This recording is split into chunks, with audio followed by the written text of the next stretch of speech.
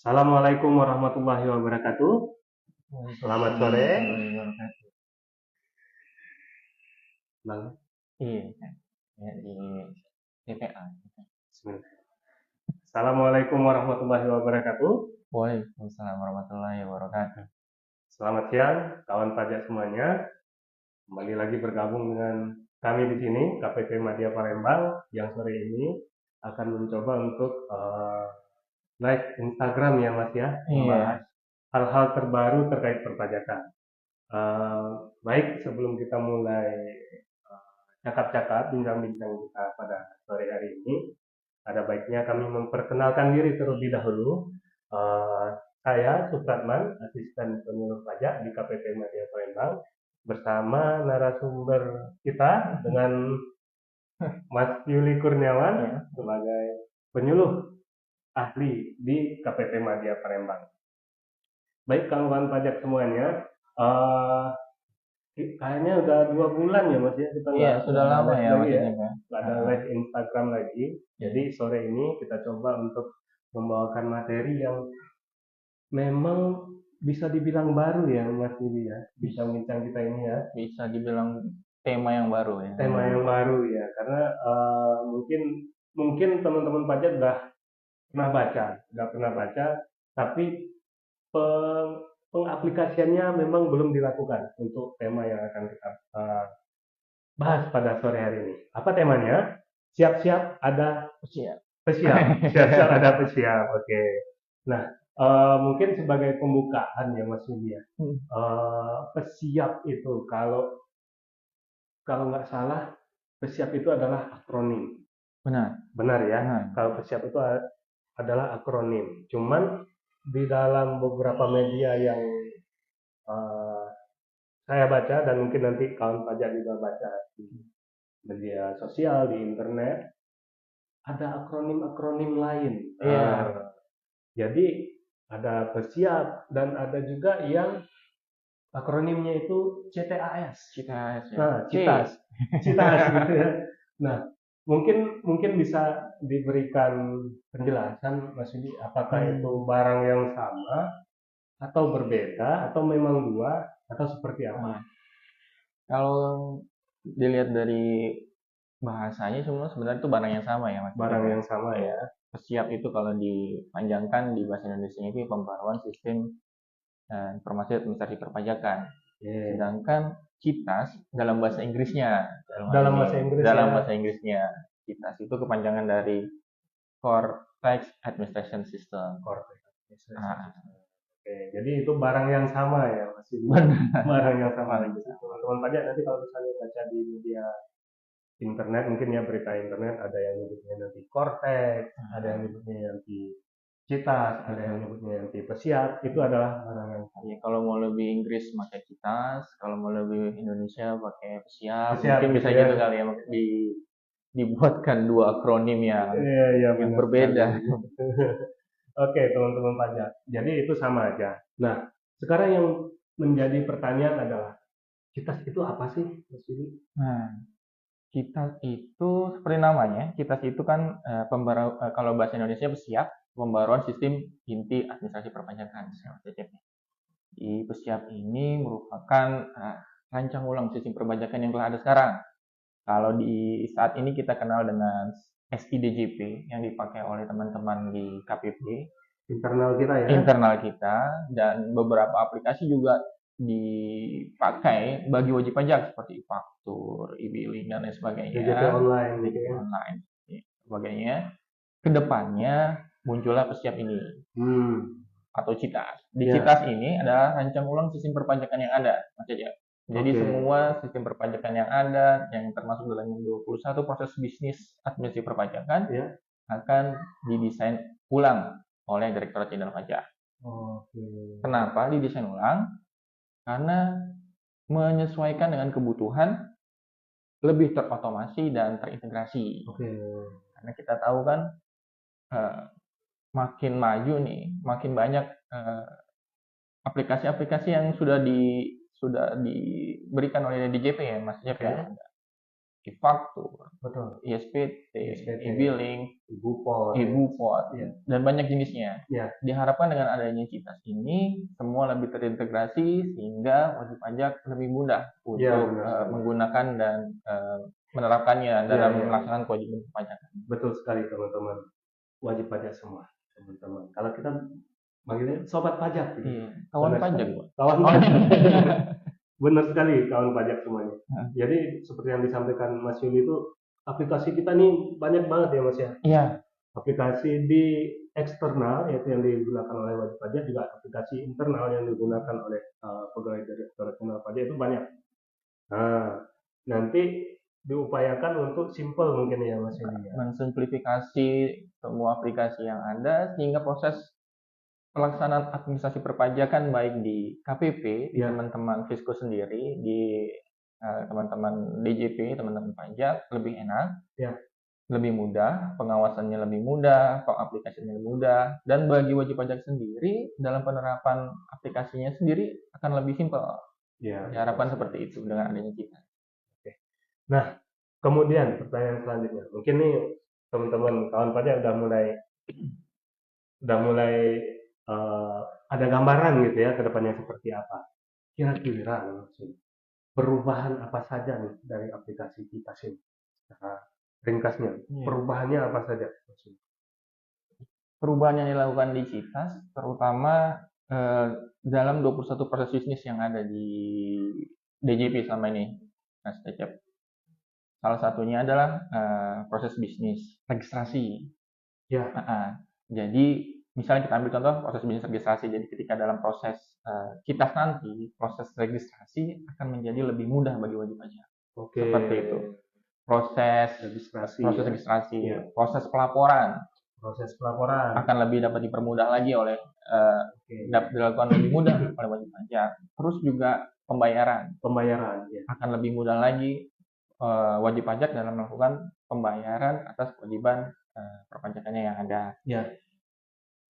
Diharapkan dengan perubahan yang ada itu akan memberikan layanan perpajakan makin mudah, makin handal, lebih terintegrasi, akurat, dan pasti. Diharapkan seperti itu. Ya. Karena pengalaman yang sekarang ya, sulit untuk melaporkan, untuk mendaftarkan contoh. Wajib pajak itu sekarang kalau kita nyebutnya apa Mas? Tubi sama ada di sini. Tubi sama existing ya. Jadi ada di prosesnya itu ada existing sama tubi. Nah, kalau yang existing sekarang kawan pajak semua kan untuk pendaftaran aja udah beda lagi aplikasinya, pakai IREK. Kemudian kawan pajak kalau misalnya mau lapor ada banyak, ada e-faktur. Faktur nanti untuk PPN aja maksudnya ada e-faktur, ada Enova, ada web. Ya. Web e-faktur web ya. Kemudian untuk melaporkan SPT masa PPA pasal 21 nanti teman-teman Ibupot 21. Jadi banyak banget ya. Dan harapannya nanti dengan adanya Citas ini lebih tersimplifikasi ya. Tersimplifikasi dan terintegrasi juga. Lebih terintegrasi. Soalnya mungkin kan kalau misalnya wajib pajak yang menggunakan atau sudah familiar dengan aplikasi yang ada, mungkin lebih enak dalam menggunakannya. Tapi ketika wajib pajak baru dengan begitu banyak aplikasi, pasti kan akan agak sedikit rumit untuk mempelajarinya. Di samping juga mungkin dari sisi Fiskus, pekerjaan Fiskus dalam hal ini akan tercipta untuk selalu memberikan edukasi saja untuk orang yang baru, tapi tidak melakukan pengawasannya lebih. Betul. Jadi dengan adanya aplikasi ini, di sisi internal DJP-nya juga lebih gampang untuk melakukan pengawasan kewajiban perpajakan kawan pajak semua.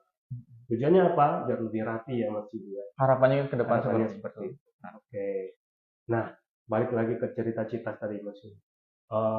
Tentunya perubahan itu di awal-awal pasti sulit.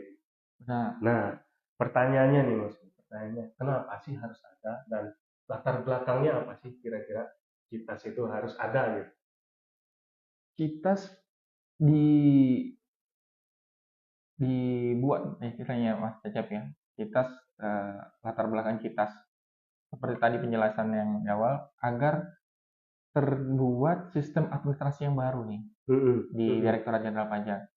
Jadi ada sistem administrasi baru yang mengakomodir semua aplikasi yang ada. Ya. mengakomodir semua aplikasi yang ada dengan tujuan apa? Tujuannya itu untuk memberikan kemudahan bagi wajib pajak dalam melaksanakan kewajiban perpajakannya Oke. dan memudahkan sisi dari Fiskus untuk melakukan pengawasan dan pemberian pelayanan kepada wajib pajak. Oke. Kalau kita lihat sih, sejak Citas dibangun dari 2021 Mas Cecep. 2021 ya? 2021. Harapannya di akhir Desember 2024 ini proses penerapan Citas secara penuh sudah terlaksana. Bisa diimplementasikan ya? Harapannya seperti itu. Harapannya Ya gitu kita ya? doakan saja ya semoga Ya, benar-benar. sampai akhir Desember 2024 penerapan Citas dapat diterapkan penuh oleh Ya. Direktorat Jenderal Pajak. Iya. Proses pengembangan Citas ini dimulai di tahun 2021, dimulai dengan pembangunan desainnya, terus detail desain, terus mulai adanya pengembangan atas aplikasi yang ada. Oke. Pengembangan aplikasi yang ada ini tentu dengan adanya Citas ini menjadikan data itu jadi terpusat Mas Cecep. Kalau yang selama ini mungkin data ada di masing-masing KPP untuk pengaplikasiannya, sekarang ini data akan langsung terpusat ke Direktorat Jenderal Pajak di kantor pusatnya di Jakarta. Lalu mulai deploy-nya pada Oktober 2023 yang lalu. 2023 lalu ya. Dan mudah-mudahan sampai Desember 2024 ini sudah selesai. Proses sampai Desember 2024 hanya proses supporting sistemnya aja. Oke. Memang kita menunggu juga nih tahun pajak semuanya. Karena harapannya nanti dengan adanya Citas ini bakalan terbantu ya wajib pajak yang masih harapan dari pimpinan Direktorat Jenderal Pajak yang seperti itu ya.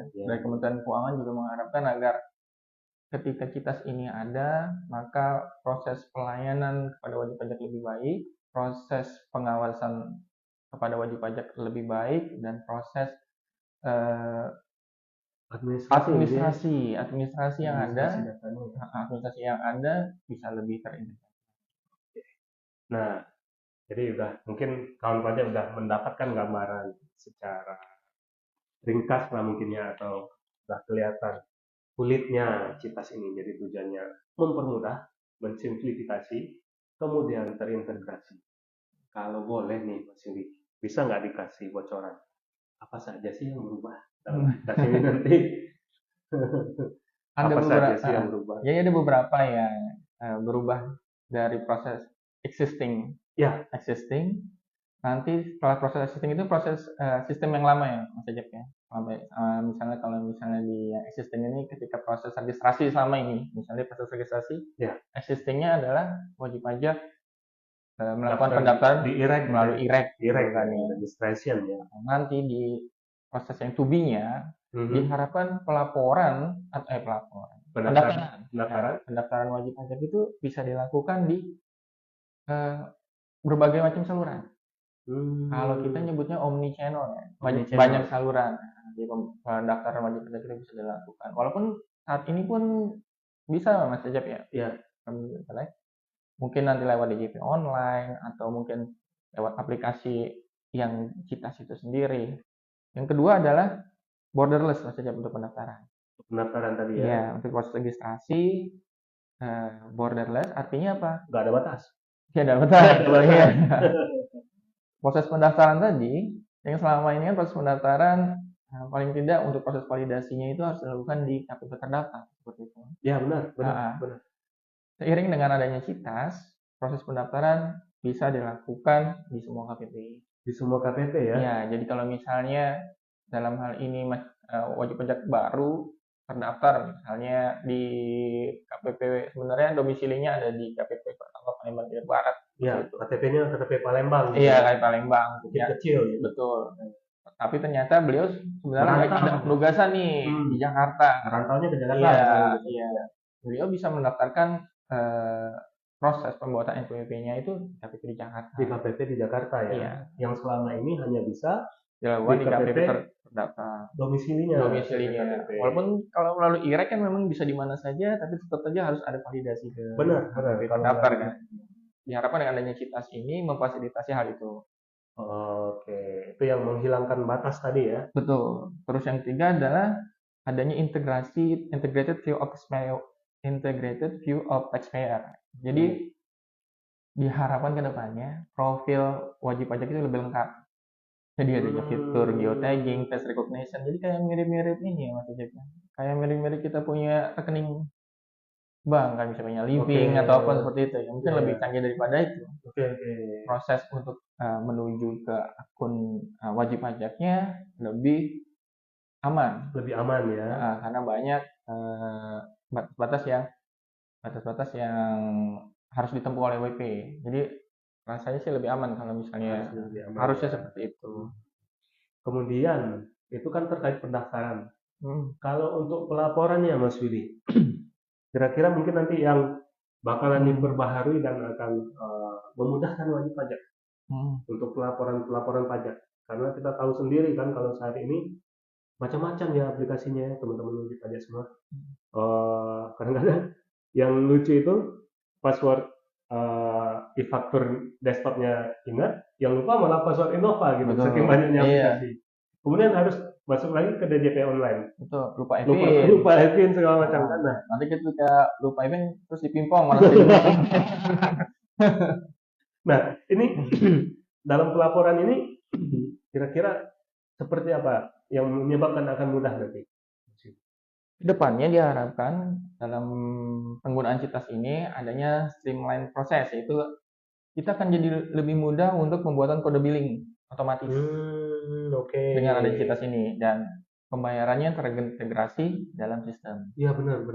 Pembuatan billing pengumuman pajak ini banyak juga menjadi masalah pada saat wajib pajak bikin billing sendiri. Kalau sekarang itu ada mulai terintegrasi IBUPOT ya. Teman-teman wajib pajak di IBUPOT unifikasi, itu billingnya udah bisa bikin langsung. Jadi kemungkinan salah, yang sering salah itu kan kode KJS, kode masa. Nah itu sering salah, dan di IBUPOT unifikasi udah dicontohkan, billingnya udah bisa langsung dari pelaporan SPT masanya. Jadi nominalnya udah langsung baca dari pelaporan. Berarti nanti to-be-nya ke depannya ini seperti itu ya Mas Yuri?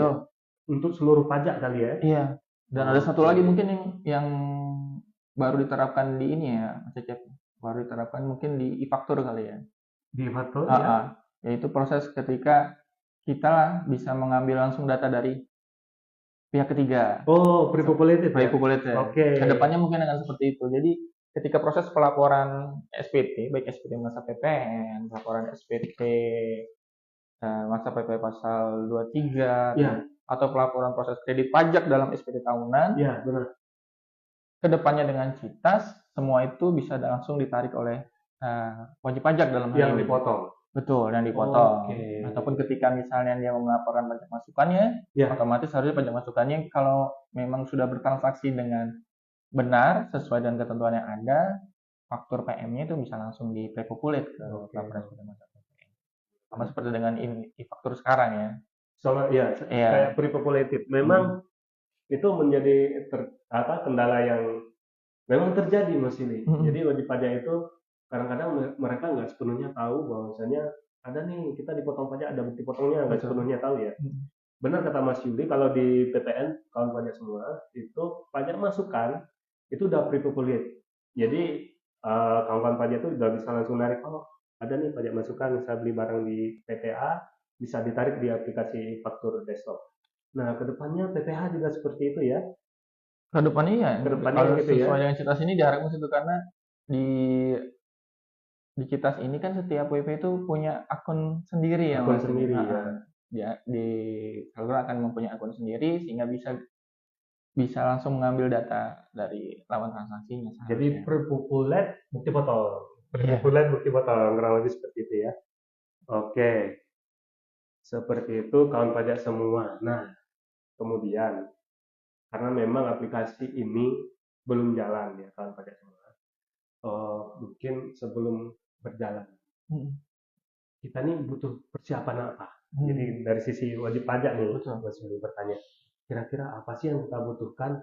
Karena kan untuk bisa berjalan nantinya aplikasi ini, kalau seperti yang kita tahu dulu waktu pergeseran dari ISPT ke e-faktur, itu harus menyiapkan itu sampai, kalau saya nggak salah ingat Mas Willy, sampai dikasih tuh spek komputer yang memungkinkan untuk e-faktur itu bisa berjalan. Ya benar. Jadi RAM-nya minimal kalau dulu itu 2 GB. untuk e-faktur itu. Kalau di bawah 2 giga aplikasinya nggak jalan. Oh, gitu. Ya.